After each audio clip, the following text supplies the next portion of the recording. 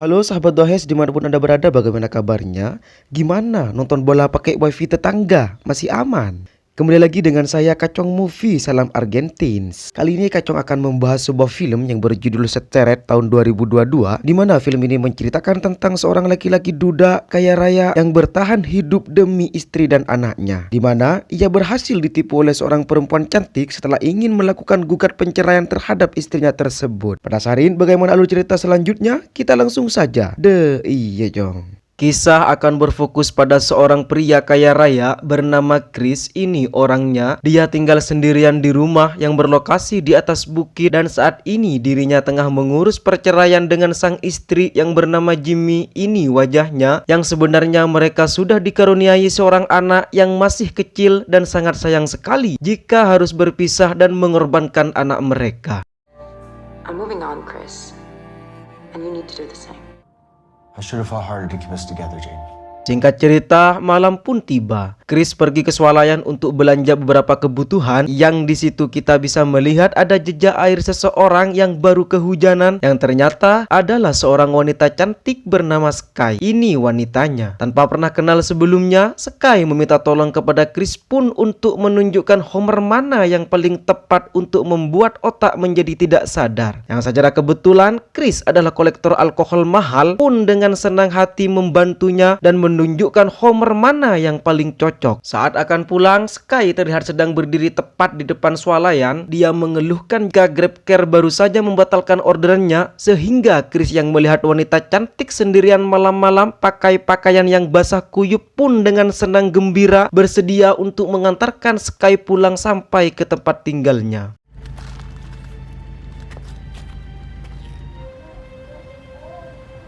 Sky sendiri tinggal di sebuah kontrakan bersama sahabatnya. Alasannya membeli minuman adalah untuk mabok dan melepaskan penat karena dirinya sedang terlibat pertengkaran dengan teman sekamarnya tersebut. Sehingga ketika Chris lagi-lagi tidak tega jika harus membiarkan Sky, Chris pun akhirnya menawarkan kembali bantuan untuk sekali mau atau bersedia menginap di rumahnya khusus untuk malam ini.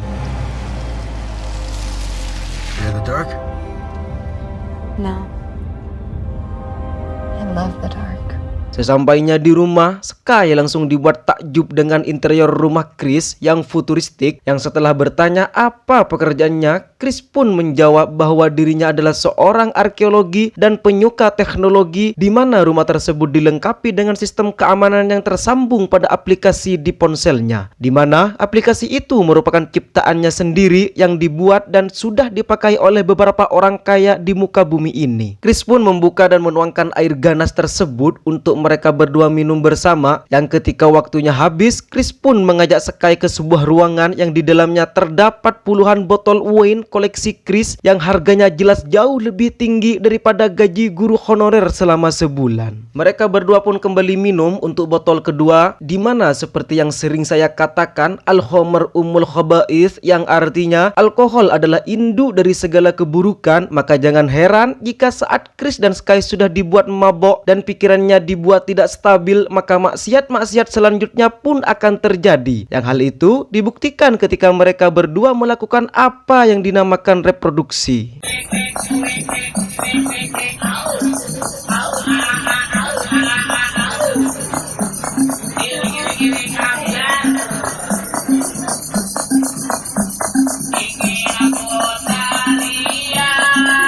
Singkat cerita, pagi pun tiba. Chris terbangun dengan Sky yang sudah tidak ada di sampingnya. Ternyata Sky memutuskan untuk pulang berjalan kaki karena jarak antara rumah Chris dan kontrakannya hanya berjarak beberapa kilometer dan masih bisa dijangkau oleh kaki. Sesampainya di kontrakan, Sky langsung dimarahi oleh Lisa, teman sekamarnya, karena semalam dia tidak pulang. Yang faktanya kontrakan ini bukanlah milik mereka berdua, melainkan milik si Lisa. Jadi Sky hanya tamu di sini, tidak lebih dari hanya menumpang di kontrakan Lisa. Tetapi Sky merasa dirinya lah pemilik atau pengguna asli di rumah ini, di mana Sky langsung pergi ke kamar tidur dan mengunci pintunya dari dalam. I shouldn't go? Fuck.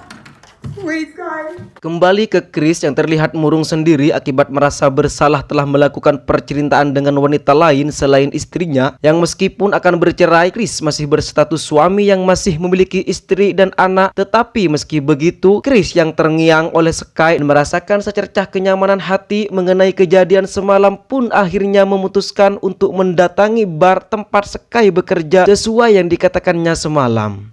Well, you didn't exactly seem surprised or disappointed. Sempat mengira jika Sky adalah wanita asing tidak jelas atau memiliki niat jahat. Dugaan Chris ternyata salah ketika apa yang dikatakan Sky tentang pekerjaannya semalam memang benar adanya jika ia benar-benar bekerja di bar tersebut, di mana mereka berdua mengobrol panjang lebar tentang diri masing-masing sebagai tahap PDKT. Dia ingin memulai semuanya dengan kebohongan, sekalipun dengan jujur mengatakan jika dirinya tidak berasal dari keluarga yang terhormat, bahkan jauh lebih buruk dari itu. Sejak kecil Sky tinggal di panti asuhan tanpa pernah mengenal siapa orang tuanya, yang mana kisah tersebut jelas membuat Chris menjadi simpati dan mulailah timbul perasaan ingin mengangkat harkat dan derajat Sky untuk menjadi pendamping hidup setelah kandas dengan rumah tangga yang sebelumnya. Saat itulah Chris dikejutkan dengan seorang penjahat yang sedang mencoba mencuri mobilnya, di mana saat Chris menghampirinya, si penjahat bukannya lari, dia justru malah menyerang mereka berdua dan berhasil melukai kaki si Chris.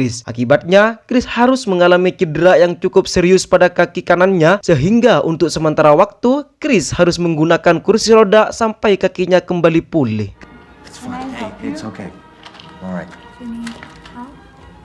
Chris pun menghubungi care worker untuk menyewa seorang perawat. Disitulah Sky melarangnya dan menawarkan dirinya sendiri untuk merawat dan menjaga Chris sampai sembuh. Di mana Chris bertanya, emang Neng bisa apa saja? Sky pun menjawab, aku bisa masak, bersih-bersih, cuci baju, belanja, pasang tabung LPG, buang sampah, mengganti supri kasur, betulin listrik, dan memberikan sesuatu yang Chris tidak bisa lakukan sendiri. Alhasil, Sky pun diterima menjadi perawat pribadinya sekaligus perawat untuk hatinya yang sedang hampa, di mana Sky akan pulang untuk membawa barang-barangnya. Sky pun bertanya, jika ketiduran bagaimana Neng bisa masuk ke rumah? Chris pun menjawab bahwa kau butuh kode untuk bisa masuk ke rumah canggih ini, dan dengan percayanya Chris memberitahukan kode tersebut kepada Sky. Di kontrakan kita akan diperkenalkan dengan bapak pemilik kontrakan bernama Ronald. Kita panggil saja Pak Samad. Ini orangnya. Beliau merasa jika Lisa akhir ini terlihat murung setelah adanya Sky di tempat ini atau tidak ngeh menumpang di kamarnya, yang seketika Sky muncul dengan raut wajah sinis dan menyuruh Pak Samad untuk jangan campuri urusan dia dan temannya. Pada akhirnya terungkaplah jika pertengkaran mereka berdua selama ini disebabkan oleh Sky yang setiap malam jarang pulang dan tidak memberikan kejelasan yang pasti kemana dia pergi. Karena faktanya mereka berdua adalah pasangan, mohon maaf ya, cabe-cabean atau LGBT, yang mana Lisa sangat menginginkan Sky untuk selalu bersamanya di kamar ini. Singkat cerita, ketika Chris baru bangun tidur, dia sudah disambut oleh wajah cantik dan imun Sky yang tepat berada di depan wajahnya. Setelah resmi pindah ke sini, mereka berdua pun menjalani aktivitas berdua, apa-apa berdua, sampai-sampai Chris merupakan Jimmy dan anaknya. Bahkan telepon dari Jimmy pun dihiraukannya begitu saja. Sky, Yeah. I love you. Esok paginya, di kontrakan Pak Samad datang untuk menagih uang sewa bulanan, yang karena Lisa tak kunjung keluar, beliau pun masuk menggunakan kunci cadangan. Yang betapa terkejutnya Pak Samad ketika menemukan Lisa sudah tak bernyawa tepat di dalam bak mandi dengan kondisi tangan yang disayat lurus dan tewas kehabisan darah. Pak Samad memberi penjelasan pada Pak Polisi jika Lisa akhir ini memang sering terlihat murung dan mungkin saja bunuh diri karena sedang memiliki masalah berat. Namun saat beliau menyinggung teman kamarnya yang disukai, Pak Polisi pun mengatakan jika mereka telah memeriksa nama tersebut, dan alangkah terkejutnya Pak Samad ketika baru mengetahui jika nama kepanjangan Sky tidak pernah ditemukan dalam basis data kepolisian, yang berarti Sky bukanlah nama aslinya. I'd love to, when I say roommate, I mean it. Kembali ke Chris yang sedang video call dengan Jimmy. Chris mulai ogah-ogahan untuk berkomunikasi dengan Jimmy. Bahkan lebih parahnya lagi, Chris menolak untuk menjenguk anaknya ke sana dengan alasan sedang cedera kaki dan malas untuk bergerak. Thanks, Daddy. I know, baby. Chris pun masuk ke kamar Sky yang kebetulan baru tiba. Di situ dia melihat ada foto Sky dan Lisa yang terselip di dalam tasnya, yang ketika sedang memeriksa barang-barang lainnya, muncullah Sky yang sadar akan hal itu, dan karena sudah kepalang ketahuan, Chris pun mengaku jika dia memang sedang memeriksa tas milik Sky hanya untuk sekedar jaga-jaga. Karena Sky adalah orang asing yang baru dikenalnya, dan luar biasanya meresponnya dengan senyuman dan sama sekali tidak keberatan dengan pemeriksaan tersebut. Dan karena Sky sudah bersih dan wangi, alhasil mereka berdua pun melakukan pasti kalian sudah paham apa itu. Singkat cerita, esok pagi pun tiba, di mana Chris yang baru bangun langsung dibuat terkejut dengan ponsel miliknya yang sudah tidak ada pada tempatnya. Dari situ dia keluar kamar dan mencari ponselnya, siapa tahu lupa menaruhnya. Namun Chris justru langsung dibuat terkejut saat melihat berita tentang kematian Lisa atau teman kontrakannya, yang kejadian tersebut terjadi sesaat Sky sebelum memutuskan tinggal di rumah ini. Tak lama muncul Sky yang baru saja pulang membeli fried chicken. Dari luar, Chris yang sudah mulai merasa tidak nyaman pun dengan gelagapan memberitahu Sky tentang apa yang baru saja dilihatnya di berita. Namun betapa terkejutnya Chris ketika melihat ekspresi tenang yang ditunjukkan oleh Sky, seolah sudah mengetahui tentang kematiannya teman kamarnya tersebut. Dan Sky dengan terang-terangan mengaku jika dirinya lah yang sudah membunuh Lisa. Lisa wasn't a bad roommate.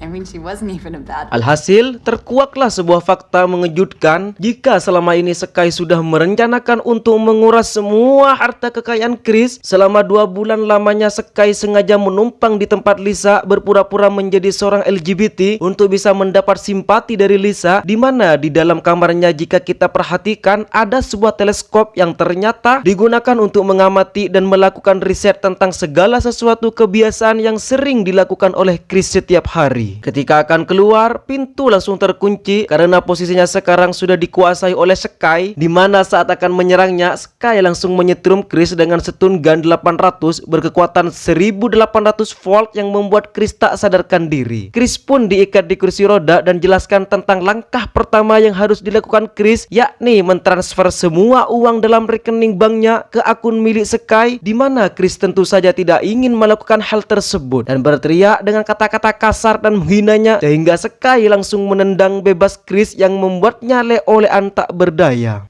Menggunakan sebuah mesin bor kecil, Sky pun mengebor kaki Chris yang sedang cedera, di mana rasa sakit tersebut akhirnya membuat Chris menyerah dan memberikan password akun rekening banknya. Di sisi lain, kita akan melihat Pak Samad sedang membereskan kamar milik Lisa yang sekarang sudah menjadi TKP. Di sana beliau menemukan teleskop milik Sky yang ditinggal begitu saja. Saat ketika sedang memandangi pemandangan-pemandangan indah, Pak Samad tak sengaja melihat Sky sedang berada di rumah Chris, orang paling kaya di kota tersebut. Tak puas dengan apa yang diperolehnya, Sky pun ingin sesuatu yang lebih, yaitu saham perusahaan milik Chris, yang tentu membutuhkan sesuatu yang lebih dari hanya sekedar password. Chris diminta untuk melakukan video call kepada para bankir dan stafnya supaya memindahkan semua sahamnya ke perusahaan buatan abal-abal milik si Sky. Morning, sunshine. All better now. Saat sedang melepaskan ikatannya, saat itulah Chris langsung mencekik sehingga membuat mereka berdua terjatuh dan aling-kuling. Sky pun berhasil meraih gunting dan menusuk Chris di bagian bahu. Tak cukup dengan kata-kata dan siksaan, kali ini Sky bertindak lebih liar dan mengancam akan menyakiti istri dan anaknya, sehingga mau tidak mau Chris terpaksa menyerahkan semua saham perusahaan kepada si Sky ini. Untuk mencegah Chris berkomunikasi dengan dunia luar, Sky pun mencopot semua kabel saluran telepon, lalu memfoto satu persatu harta benda yang ada di rumahnya tersebut, seperti lukisan, perabotan, katana Jepang seharga miliaran rupiah, TV, AC, karpet, sofa, dan mengirimkan semua foto tersebut kepada seseorang yang perak terhadap barang curian yang sebentar lagi akan datang ke rumah ini. Dan betapa terkejutnya Chris dengan aliansi penandah barang curian tersebut, tidak lain dan tidak bukan adalah penjahat yang semalam itu mencoba mencuri mobil yang sekaligus seseorang yang telah membuat kaki kanannya cedera, di mana kejadian tempo malam ternyata adalah bagian dari rencana Sky untuk membuat Chris tidak berdaya. Sampai sini bisa disimpulkan jika Sky ternyata adalah wanita yang sangat-sangat berbahaya, karena dia tidak cukup dengan hanya uang saja, tetapi ingin menguras habis semua harta Chris sampai benar-benar habis dan tidak tersisa. Luar biasa. Saat sedang pergi keluar, muncullah Pak Samad yang penasaran dengan apa yang dilakukan Sky di rumah ini. Beliau pun masuk dengan cara memecahkan kaca jendela, dan bagi Chris ini adalah sebuah keajaiban karena akhirnya ada seseorang yang akan membantunya kabur dari rumah ini.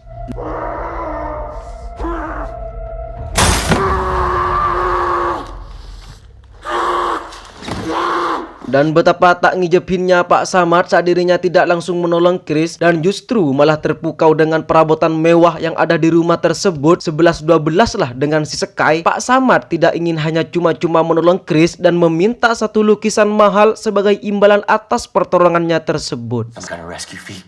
That's the least you could do, I would say.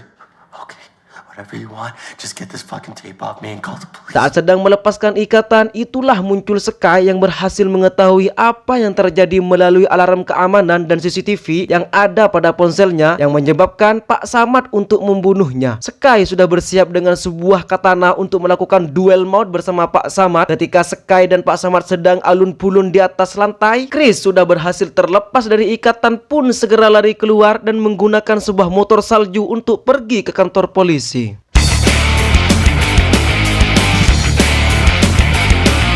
Sky sendiri tengah asik bermain-main dengan Pak Samad, di mana saat mereka sudah bertarung cukup lama, Sky yang memiliki jiwa brutal dan biadab. Hal ini pun langsung membuat Pak Samad terjatuh dan segera membunuhnya dengan cara menusuk tubuhnya berulang-ulang kali menggunakan katana tersebut. Kembali ke Chris yang masih ngebut di atas motor salju, di mana dia tak sengaja melindas sebuah batu dan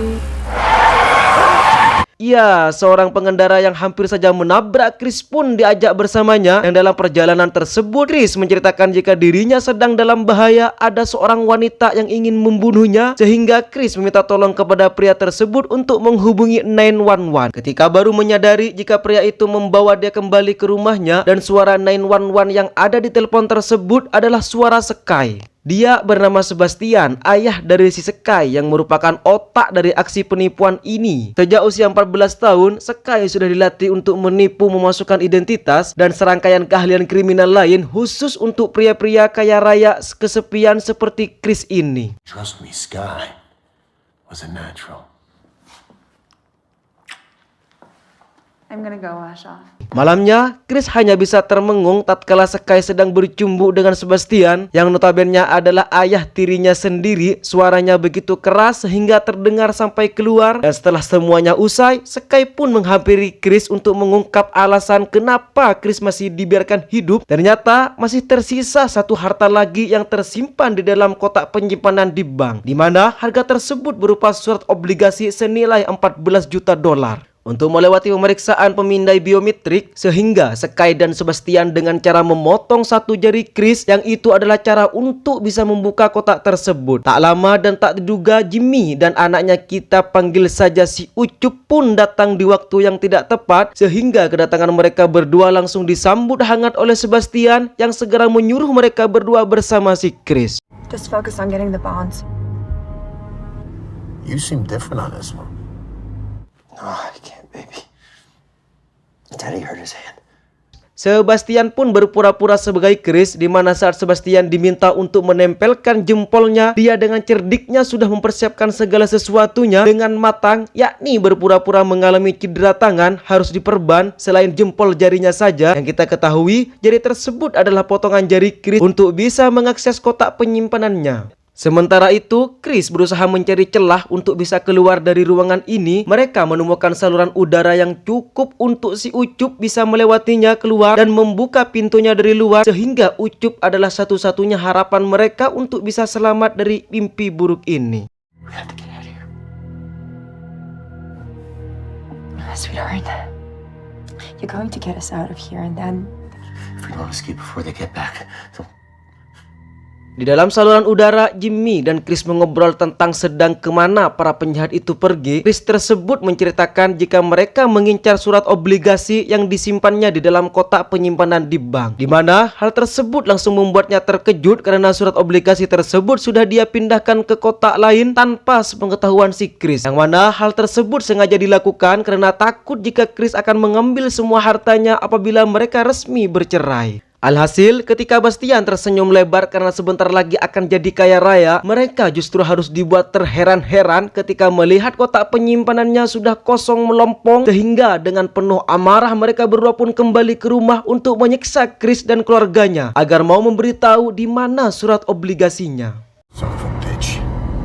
The kid is loose. Setibanya di rumah, Sky dan Sebastian langsung berpencar untuk mencari di mana Chris dan keluarganya. Setelah mengetahui jika mereka sudah berhasil keluar dari ruang kurungnya, saat itulah Chris langsung menyerang Sebastian menggunakan kapak kecil, di mana Chris sudah terluka parah pun tidak mampu untuk mengalahkan si Sebastian, sehingga dia harus terkapar tidak berdaya ketika Sky datang dan menodongkan pistol kepadanya. Kali ini terjadi sesuatu yang tidak diduga ketika Sky ragu untuk membunuh Chris. Nampaknya Sky menaruh sedikit rasa kepada si Chris, sehingga Sebastian yang kesal dan gregetan pun mulai berbicara kasar, memanggil Sky dengan sebutan mohon maaf, wanita pencuri, penakut, pengecut, pengencirit, dan lain-lain. Sehingga Sky yang awalnya pro kepada Sebastian pun mulai merasa tersinggung dan secara spontan menembak Sebastian hingga dia tewas saat itu juga. Perlahan-lahan Chris diam-diam untuk mengambil kembali ponselnya dan bersembunyi di ruangan lain, yang dengan ponsel tersebut Chris merupakan pencipta sistem keamanan itu sendiri pun paham betul bagaimana cara menggunakan fitur-fiturnya secara maksimal, di mana Chris sengaja mematikan lampu secara total, menyetel musik keras-keras untuk mengganggu konsentrasi Sky, dan bisa mengawasinya menggunakan thermal night vision system.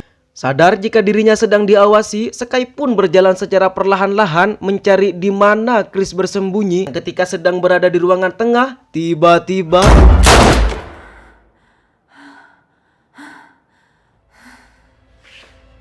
ya, Sky dibuat terkejut sampai jatuh, dibantu dengan istrinya yang muncul meski tidak terlalu banyak membantu. Selain cantik dan memiliki tubuh ideal, Sky nampaknya sudah sangat terlatih dengan situasi seperti ini. Ketenangan dan kesiapan yang sebenar-benarnya membuat Sky menjadi semakin seksi sekaligus brutal, yang saat akan membunuh mereka berdua dalam sekali pukul, tiba-tiba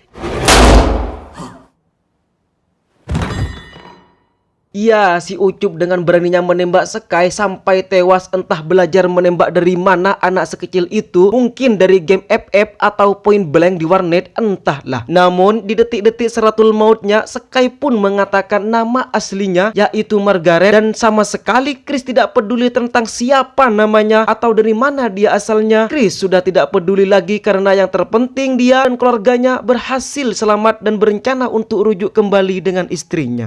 Tamat ending yang cukup mengketar-ketirkan. Pesan yang bisa kita ambil dari film kali ini nampaknya khusus untuk para jomblo yang masih single dan sedang mencari pasangan. Intinya, jangan sampai kejadian seperti si Chris ini, bahwa cantik tidak selalu menjamin baik. Bukan berarti yang cantik tidak baik, tapi alangkah indahnya apabila Anda, khususnya laki-laki, cari yang cantik wajahnya, cantik pula hatinya. Cantik sebenarnya relatif, semua wanita pasti cantik dan laki-laki semuanya tampan, tapi memang ada takarannya tertentu, aturan-aturan tertentu yang sengaja dibuat oleh manusia, bahwasannya yang cantik itu gini loh, hidungnya mancung, bibirnya tebal, pipinya embem, terus pakai serum glowing dan bedak tebalnya 5 cm. Padahal pada dasarnya semua wanita itu cantik. Yang menentukan dia cantik sejati adalah bagaimana dia bersikap, akhlak dan adab. Percuma cantik jika kelakuannya seperti si Sky, percuma cantik jika wajah cantikmu hanya diupload ke TikTok dan dinikmati jutaan pasang mata menjadi pemandangan dan santapan para laki-laki hidung belang seperti saya. Ingat, kecantikan adalah anugerah, maka cobalah untuk mulia, jangan hanya menarik menggoda.